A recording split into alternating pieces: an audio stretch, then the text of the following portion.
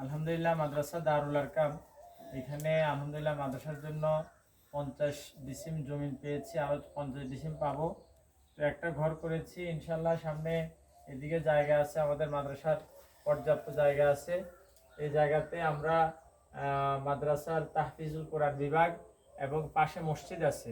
এই মসজিদ অনেক পুরাতন মসজিদ। এই মসজিদে আমরা এই মসজিদের জায়গায় একটা মসজিদ আর মাদ্রাসার জায়গায় একটা মাদ্রাসা আমরা সংস্থার মাধ্যমে করতে যাচ্ছি।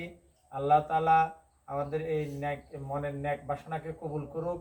আল্লাহ তাআলা আমাদের মসজিদ এবং মাদ্রাসার ব্যবস্থা যাতে সংস্থার মাধ্যমে হয়, এর জন্য আমরা দোয়া করছি। আল্লাহ তাআলা আমাদের এই মসজিদ এবং মাদ্রাসাকে কবুল করুক।